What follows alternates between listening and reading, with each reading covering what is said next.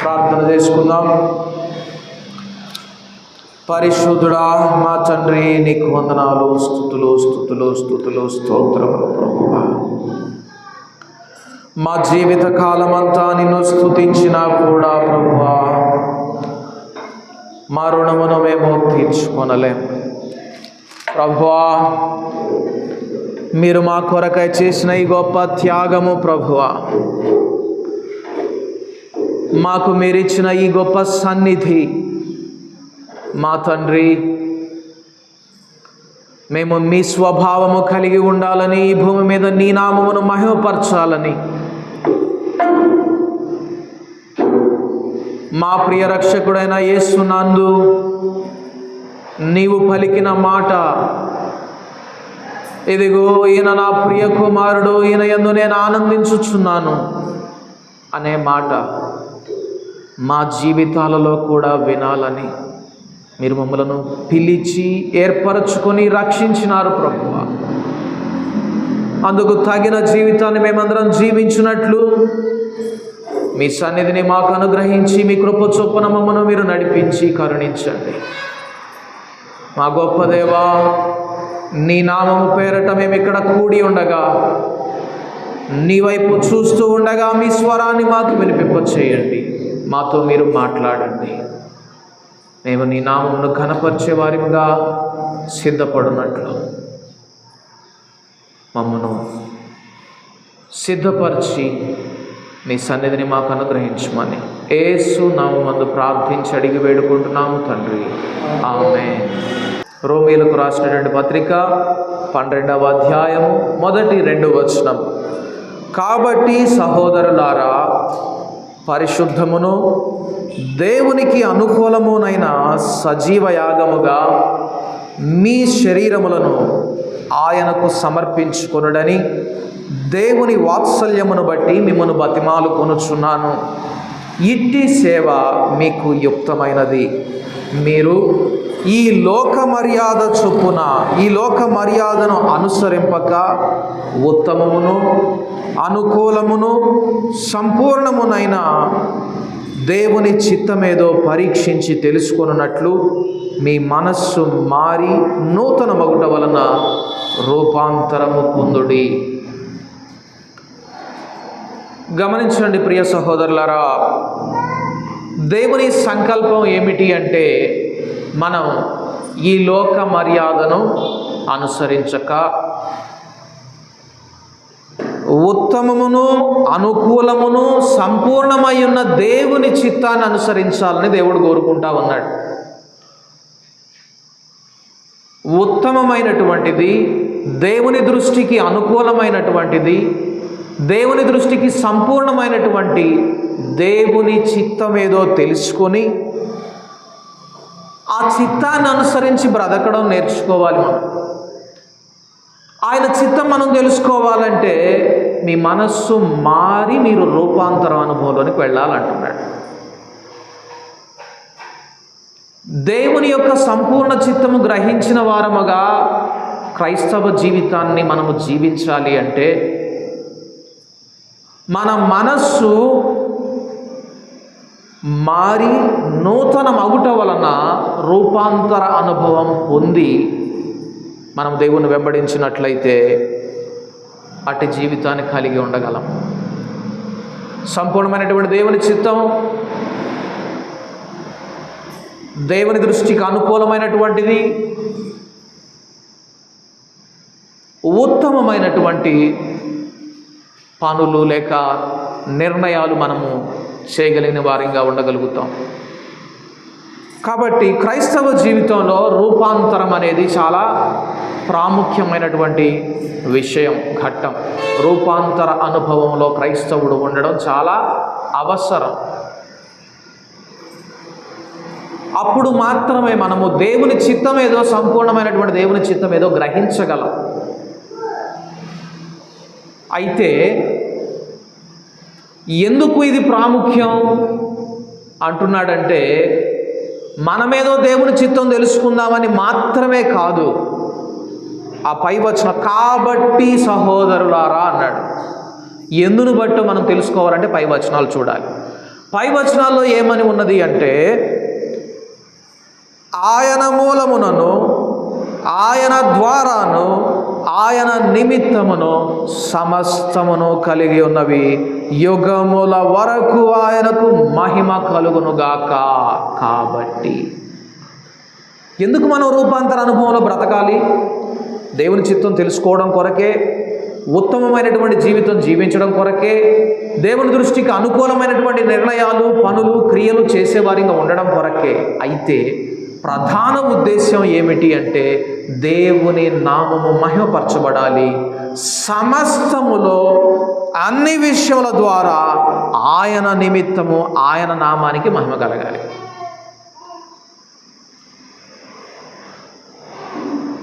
My God is my all in all అంటారు. నా దేవుడే నాకు సర్వం, నా దేవుడే నాకు సమస్తం, నా దేవుని నిమిత్తమే నేను అనే అనుభవంలో ఉండడం కొరకు రూపాంతర అనుభవం అనేది ప్రాముఖ్యమైనటువంటి. యేసు ప్రభు వారు ఒకసారి శిష్యుల ఎదుట ప్రార్థన చేస్తూ, తండ్రి, నీవును నేనును ఎలాగా ఏకమై ఉన్నామో వీరును ఏకమయ్యుండులాగున వీరి కొరకై నేను ప్రార్థన చేస్తున్నాను అన్నాడు. ఏమన్నాడు? తండ్రి, నీవు నేను ఎలాగ ఏకమై ఉన్నామో ఈ నా శిష్యులందరూ కూడా ఏకమై ఉండాలి. ఇప్పుడు మీరు చెప్పండి, తండ్రి అయినటువంటి దేవుడు కుమారుడైనటువంటి క్రీస్తు ప్రభు ఎలాగ ఏకమై ఉన్నారు? వారి మధ్య ఏమైనా డిస్ప్యూట్స్ ఉన్నాయా? వారి మధ్య ఏమైనా విభేదాలు ఉన్నాయా? భేదాభిప్రాయాలు ఉన్నాయా? చూడండి, విభేదాలు లేవు, భిన్నాభిప్రాయాలు లేవు, భేదాభిప్రాయాలు లేవు. ఎన్నడూ వారి మధ్య ఘర్షణలు లేవు. దానికి ప్రూఫే తండ్రి అయినటువంటి దేవుడు కుమారుడైనటువంటి క్రీస్తును గూర్చి పలికిన మాట ఏంటో ఒకసారి చూద్దాం. మత్తయి సువార్త 17వ అధ్యాయం. మత్తయి సువార్త 17వ అధ్యాయం మొదటి 8 వచనములు చదువుకుందాం. శ్రద్ధగా వినండి. 6 దినములైన తరువాత యేసు పేతురును, యాకోబును, అతని సహోదరుడైన యోహానును వెంటబెట్టుకొని ఎత్తైన ఒక కొండ మీదికి ఏకాంతముగా పోయి వారి ఎదుట రూపాంతరము పొందెను. ఆయన ముఖము సూర్యుని వలె ప్రకాశించెను, ఆయన వస్త్రములు వెలుగు వలె తెల్లని వాయెను. ఇదిగో, మోషేయు ఏలియాయు వారికి కనబడి ఆయనతో మాట్లాడుచుండిరి. అప్పుడు పేతురు, ప్రభువా, మనం ఇక్కడ ఉండుట మంచిది. నీకు ఇష్టమైతే ఇక్కడ నీకు ఒకటియు, మోషేకు ఒకటియు, ఏలియాకు ఒకటియు 3 పర్ణశాలలు కట్టుదునని యేసుతో చెప్పాను. అతను ఇంకను మాట్లాడుచుండగా ఇదిగో, ప్రకాశమానమైనటువంటి ఒక మేఘము వారిని కమ్ముకొనెను. ఇదిగో, ఈయన నా ప్రియ కుమారుడు, ఈయన యందు నేను ఆనందించుచున్నాను, ఈయన మాట వినుడని ఒక శబ్దము ఆ మేఘములో నుండి పుట్టెను. శిష్యులు ఈ మాట విని బోర్లబడి మిక్కిలి భయపడగా యేసు వారి యొద్దకు వచ్చి వారిని ముట్టి, లెండి, భయపడకూడని చెప్పాను. వారు కన్నులెత్తి చూడగా యేసు తప్ప మరి ఎవరునూ వారికి కనబడలేదు. ఏ అనుభవం ఇది? రూపాంతర అనుభవం. కొండ మీద యేసు ప్రభు వారు పొందుకున్నటువంటి రూపాంతర అనుభవం, కనుపర్చినటువంటి రూపాంతర అనుభవం. మనం ఈ విషయాన్ని కొంచెంసేపు లోతుగా ధ్యానం చేద్దాం. తండ్రి అయినటువంటి దేవుడు కుమారుడైనటువంటి క్రీస్తుకు వారి మధ్య ఎటువంటి భిన్నాభిప్రాయాలు, భేదాభిప్రాయాలు, తేడాలు, ఘర్షణలు, విభేదాలు ఏమీ లేవు అనేదానికి సాక్ష్యంగా ఇక్కడ చెప్తా ఉన్నాడు. ఏమంటున్నాడంటే, ఇదిగో, ఈయన నా ప్రియ కుమారుడు, ఈయన యందు నేను ఆనందించుచున్నాను. చూడండి, నేనును తండ్రియు ఎలా ఏకమై ఉన్నామో. ఎంతగా అంటే, the heavenly father cherished every moment of his precious son. పరలోకపు తండ్రి ప్రశస్తమైనటువంటి తన కుమారుని యొక్క ప్రతి గడియను ఆనందించాడట, ప్రతి క్షణాన్ని ఆనందించాడట. దాన్ని అంటున్నాడు, నేను ఆనందించాను అని కూడా అనడం లేదు. ఏమంటున్నాడు? ఆనందించుచూ ఉన్నాను. ఈయన యందు నేను ఆనందిస్తూ ఉన్నాను. ఏకత్వంలో ఆనందం ఉంటుంది. ఐక్యత కలిగి ఉన్నామా, ఏకత్వం కలిగి ఉన్నామా అన్నదానికి ప్రూఫ్ ఏంటి అంటే వారి మధ్య ఏముంటుంది? ఆనందం ఉంటుంది.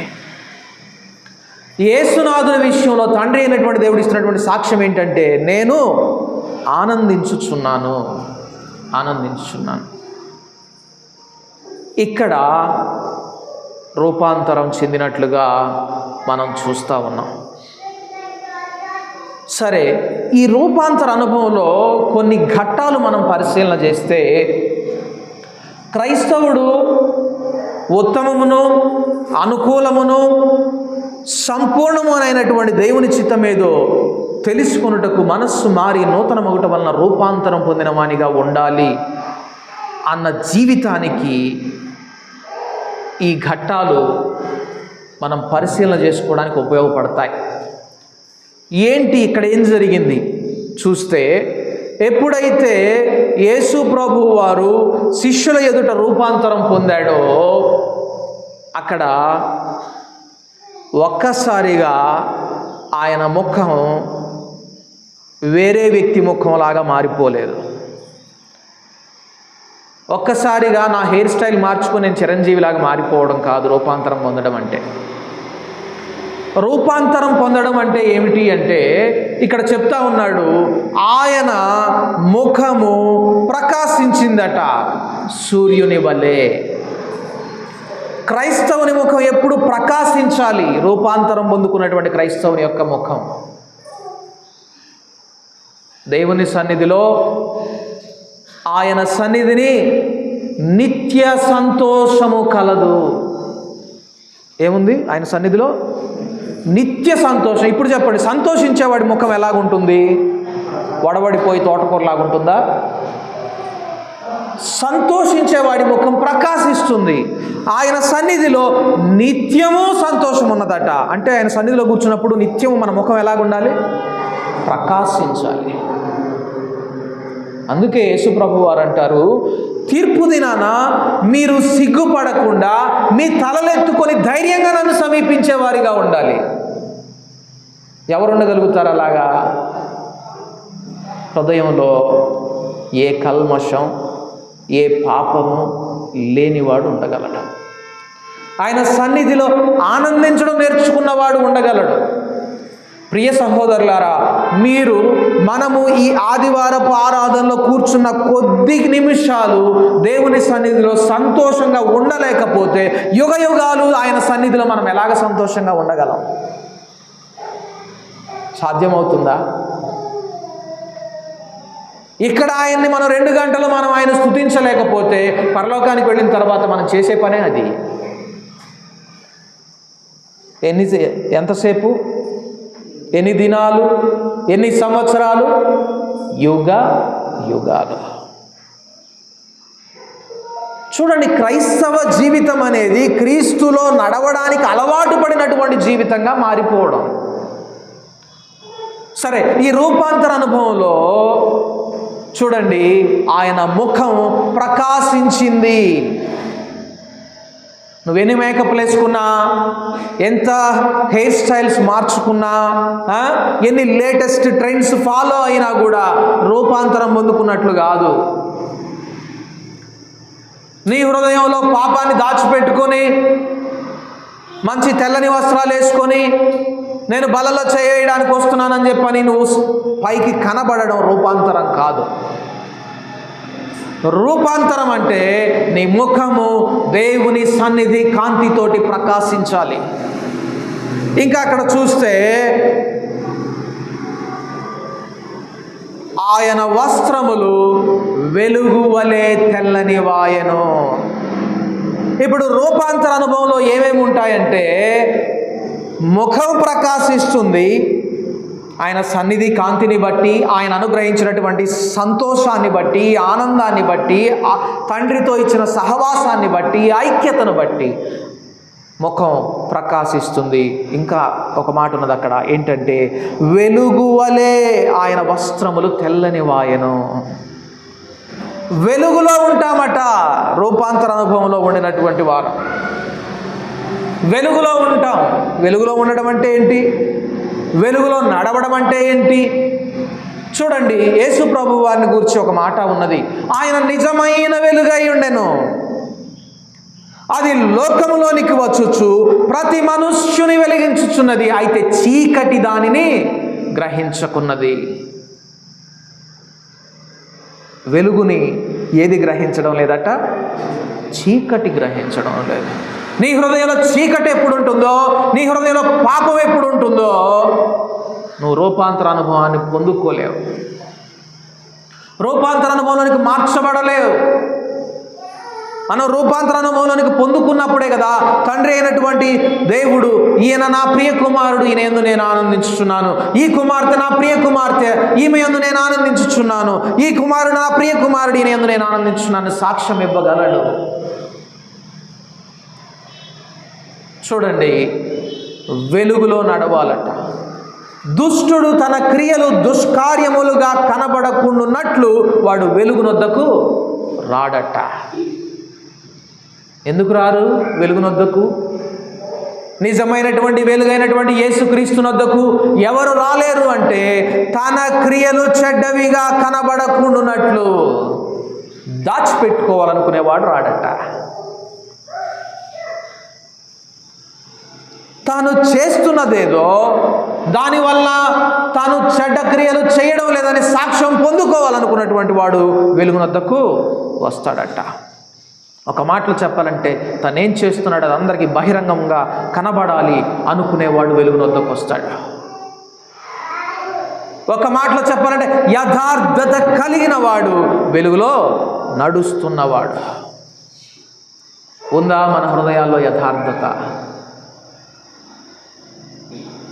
మన స్థితి ఏంటో దేవుని ఎదుట నిర్ద్వంద్వంగా ఒప్పుకునేటటువంటి స్వభావమే యథార్థత. ఎస్, అవునయ్యా, నా హృదయంలో పాపం పెట్టుకున్నాను, నా హృదయంలో ద్వేషం పెట్టుకున్నాను, నా హృదయంలో వ్యభిచారం పెట్టుకున్నాను, నా హృదయంలో జారత్వం పెట్టుకున్నాను, నా హృదయంలో అసూయ పెట్టుకున్నాను, నా హృదయంలో కలహం పెట్టుకున్నాను, ఇది నిజమే, నేను వేషధారిని అని ఒప్పుకునేటటువంటి వాడు యథార్థవంతుడు. బైబిల్ గ్రంథం సెలవిస్తూ ఉన్నది, పరలోకంలోకి వేశ్యలు, నరహంతకులు, దొంగలు ప్రవేశించగలుగుతారు కానీ వేషధారులు ప్రవేశించలేరు. వెలుగులో నడిచేవాడు ప్రవేశించగలుగుతాడు. చూడండి, ఈ రూపాంతర అనుభవంలో ఉండినటువంటి ఇంకొక లక్షణం ఏంటి అంటే, వెలుగు ఉన్నదట. ఇంకొక లక్షణం ఏంటంటే, ఆయన వస్త్రములు తెల్లగా ప్రకాశిస్తున్నాయట. రూపాంతర అనుభవం పొందుకున్నటువంటి క్రైస్తవుని యొక్క వస్త్రాలు ఎలాగుంటాయి? తెల్లగా ప్రకాశిస్తాయి. అంటే తెల్లని బట్టలు వేసుకున్న వాళ్ళే క్రైస్తవులు అని అర్థమా? తెల్ల చొక్కా తెల్ల ప్యాంట్ వేసుకున్న వాడే సేవకుడు అని అర్థమా? కాదు ప్రియ సహోదరులారా. ప్రకటన గ్రంథంలో ఉంటుంది, ఒక గుంపు, ఒక సమూహాన్ని యోహాను భక్తుడు చూస్తూ ఉంటాడు. వారు లెక్కకు మించి అనేకులు ఉన్నారట. అయ్యా, ఇంతమంది ఎవరు అని యోహాను భక్తుడు తనకు ఆ దర్శనాన్ని చూపిస్తున్నటువంటి దేవదూతను అడుగుతాడు. అడిగితే ఆ దేవదూత అంటాడు యోహానుతోటి, వీరు గొర్రె పిల్ల రక్తములో తమ వస్త్రములు ఉదుకుకొని వాటిని తెలుపు చేసుకున్నవారు అంటాడు. అంటే తెల్లని వస్త్రాలు కలిగి ఉండడం అంటే ఏంది? బలారాధన రోజు తెల్లని బట్టలు వేసుకొని రావడం కాదు. తెల్లని వస్త్రాలు కలిగి ఉండడం అంటే చర్చికి తెల్ల బట్టలు వేసుకొని వెళ్ళడం కాదు. లేకపోతే నేను క్రైస్తవుడని చూపించుకోవడానికి నేను తెల్లని బట్టలు వేసుకొని తిరగడం కాదు. తెల్లని వస్త్రములు కలిగి ఉన్నటువంటి గొర్రె పిల్ల రక్తములో తమ వస్త్రములు ఊదుకుని వాటిని తెలుపు చేసుకునేవారు. తమ మనస్సాక్షిని నిత్యము క్రీస్తు రక్తంలో కడుక్కునేవారు. తమ మనస్సాక్షిని కాపాడుకునేటటువంటి వారు. చూడండి, అట్టి వారికి రూపాంతర అనుభవం ఉన్నదట. రూపాంతర అనుభవంలో ఉన్నటువంటి వారి లక్షణాలు ఇవి. అయితే మీకు ఇంకొక విషయం చెప్తాను. రూపాంతర అనుభవం ఎంత ప్రాముఖ్యమైందో ఇప్పుడు చూసాం. రూపాంతర అనుభవం ఎందుకు అవసరం చెప్పండి. ఇప్పుడు మొత్తం విన్న తర్వాత మరలా ఏబిసిడీలు చెప్పమంటే చాలా కష్టమయ్యా. చూడండి, మరలా నేను వరుసగా మీకు చెప్తా ఉన్నాను. రూపాంతర అనుభవం అంటే ఉత్తమమును, అనుకూలమును, సంపూర్ణమునైనటువంటి దైవ చిత్తం ఏదో గ్రహించేటటువంటి జీవితం. ఇది ఎందుకు కావాలి?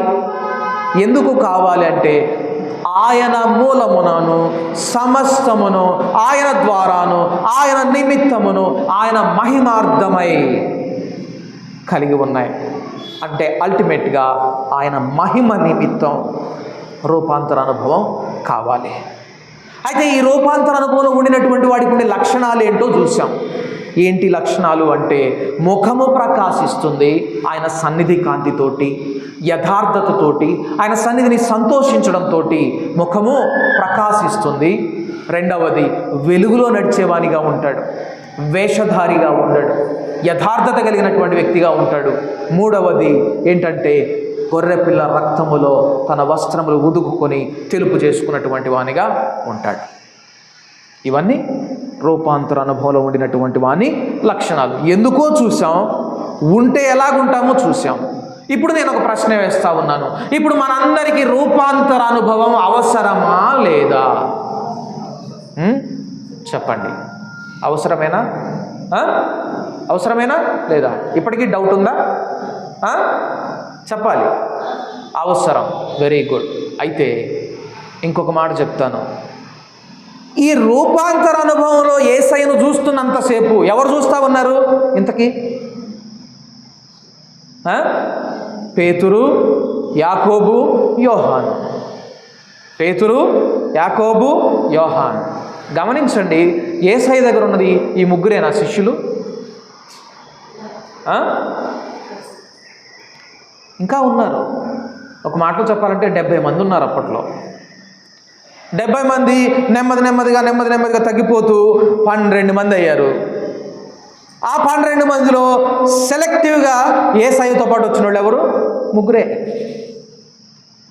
ఎందుకంటే శిష్యునిగా ఉండడం అంత సులభం కాదు, యేసయ్యను వెంబడించడం అంత సులభం కాదు. యేసయ్య అన్నాడు, నాకు శిష్యుడు కావాలి అంటే వాడు తన తగులబడి ఎంతో లెక్క పెట్టుకునేవాడు అన్నాడు. అంటే తగులబడి అంటే పెట్టుబడి వర్సెస్ తగులబడి. పెట్టుబడి పెడితే ఏం జరుగుతుంది? నీకేం వస్తుంది? మళ్ళా రిటర్న్స్ వస్తాయి, అంటే లాభం వచ్చింది. నువ్వు పెట్టినా కూడా నీకు రూపాయి కూడా రాదు, నువ్వు పెట్టినంత ఖర్చు అయ్యేదే తగులబడి. నాకెవడైనా శిష్యుడు కావాలంటే వాడు ఎంత తగులబడి పెట్టగలడో లెక్కేసుకునేవాడిగా ఉండాలంట. కాబట్టి యేసయ్య దగ్గరకు వస్తే మనకు అంతా లాభమే అనే భ్రమలో ఉండొద్దండి. నిజమైనటువంటి శిష్యుడు యేసయ్య కొరకు కరిగిపోయే కొవ్వొత్తి లాంటి వాడుగా ఉండగలుగుతాడు. తన ప్రాణమును పెట్టి మరలా వెనుకకు తీసుకునేటటువంటి వాడు కాడు క్రైస్తవుడు. సరే, ఈ శిష్యుల్లో ముగ్గురు మాత్రమే అట్లాంటి లక్షణాలతో ఉండినటువంటి వారిగా చూస్తూ ఉన్నాం. ఎందుకు దేవుడు వారిని ప్రత్యేకించుకున్నాడో తర్వాత చూద్దాం. సరే, పేతురు, యాకోబు, యోహానులు వీరు ముగ్గురు చూస్తూ ఉన్నారు ఈ రూపాంతర అనుభవాన్ని. రూపాంతర అనుభవం ఎంత ప్రాముఖ్యమైనటువంటిదో ఒక్కసారిగా అంత వెలుగును చూడడం, అంత ప్రకాశమైనటువంటి వస్త్రాలు చూడడం, ఆ ప్రవక్తలను చూడడం. ఎవరా ప్రవక్తలు? ఏలియా, మోషే. ఆ ప్రవక్తలను చూడడం. ఇంత చూస్తున్నప్పుడు ఆ శిష్యుల్లో భయం కలగలేదు. ఇంత చూస్తున్నప్పుడు ఆ శిష్యుల్లో భయం కలగలేదు. ఎప్పుడైతే పేతురు దగ్గరకు వచ్చి, అయ్యా నువ్వు ఇక్కడ ఉంటే బాగుందయ్యా, ఉండు, నువ్వు ఇక్కడే ఉండు, నీకు ఒక గుడారం వేస్తా, మోషేకు ఒక గుడారం వేస్తా, ఏలియాకు ఒక గుడారం వేస్తా, ముగ్గురికి 3 గుడారాలు వేస్తా, ఉండయ్యా అన్నాడు. పేతురికి ఏదైనా ఎగ్జైట్మెంట్ ఎక్కువ. నిజంగానే తన హృదయపూర్వకంగా అనేటటువంటి వాడు పేతురు, వేషధారి కాదు పాపం. అయితే అలా మాట్లాడుతూనే ఉన్నాడు. ఏమని? ఉండయ్యా, ఉండు నాయన, నువ్వు ఇక్కడే ఉండు, నీకు భోజనం పెడతా, నీకు ఒక గుడారం వేస్తా, నువ్వు రెస్ట్ తీసుకో, ఇక్కడ నీకు ఎంటనే 2 నిమిషాలు వేసేస్తా నీకు టెంట్, కాస్త మీరు రెస్ట్ తీసుకుని ఉండండి. మాట్లాడుతూనే ఉన్నాడు. ఇంతలో పైనుండి శబ్దం వినపడింది. ఏమని? ఈయన నా ప్రియ కుమారుడు, ఆయన చెప్పింది మీరు చేయండి. ఎప్పుడైతే ఆ స్వరం వినపడ్డదో శిష్యులు, అంటే ఎవరిప్పుడు? పేతురు, యాకోబు, యోహానులు ఒక్కసారిగా బోర్లా పడ్డారట భయంతో. ఇప్పుడు నా ప్రశ్నకు మీరు సమాధానం ఇవ్వండి.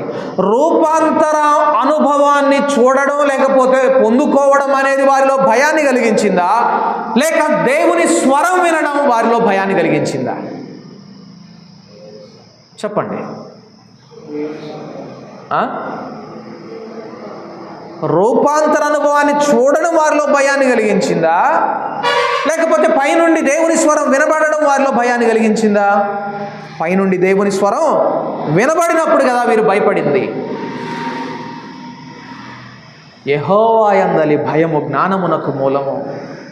భయము కలిగి ప్రవర్తించువాడు రాబోయే కీడును తప్పించుకుంటాడు, నరకాన్ని తప్పించుకుంటాడు, దైవ శిక్షను, దైవ ఉగ్రతను తప్పించుకుంటాడు. యెహోవా యందలి భయమే పరిశుద్ధతకు మూలం. మనం దేవునికి ఇష్టలంగా జీవించడానికి మూలం భయం కలిగి ఉండడం. ఇప్పుడు చెప్పండి, రూపాంతర అనుభవాన్ని, దేవుని స్వరం వినడాన్ని, ఈ రెండింటిని ఒక త్రాసులో పెట్టామనుకోండి, దేనికి ఎక్కువ వెయిట్ ఉంటుందో చెప్పండి, దేనికి ఎక్కువ విలువ ఉంటుందో చెప్పండి. చెప్పండి. నేను రూపాంతర అనుభవం అంటే ఎంత అవసరమో, అది ఎంత ప్రాముఖ్యమో, అది ఎందు నిమిత్తమో, అలా ఉండడం అంటే ఏ లక్షణాలు కలిగి ఉండడమో కూడా చెప్పాను. ఇప్పుడు అడుగుతున్నటువంటి ప్రశ్న ఏంటంటే, ఆ రూపాంతర అనుభవము వారిలో భయాన్ని పుట్టియలేదు, కానీ పైనుండి ఎప్పుడైతే దేవుని స్వరం వినబడ్డదో అప్పుడు వారికి భయం వచ్చింది. భయం కలిగిన ప్రవర్తించువాడే సమస్త కీడును తప్పించుకొనగలడు, దేవుని ఉగ్రతను తప్పించుకొనగలడు, దేవునికి ఇష్టనిగా జీవించగలడు, నిజమైనటువంటి జ్ఞానం కలిగిన వానిగా ఉండగలడు.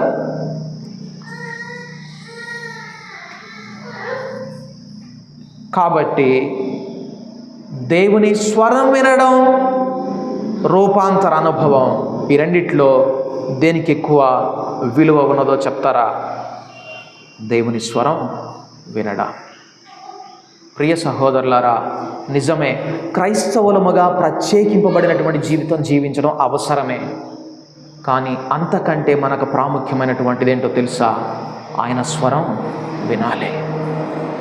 ఆయన స్వరం వినకపోతే మనము చచ్చిపోయినటువంటి వారితో సమానం. ఆయన మాట మనలను బ్రతికింపజేస్తుంది. నాతో నీవు మాట్లాడినచో నే బ్రతికెదను ప్రభు, నాతో నీవు మాట్లాడినచో నే బ్రతికెదను ప్రభు. నా ప్రియుడా, నా హితుడా, నా ప్రాణనాథుడా, నా రక్షకా,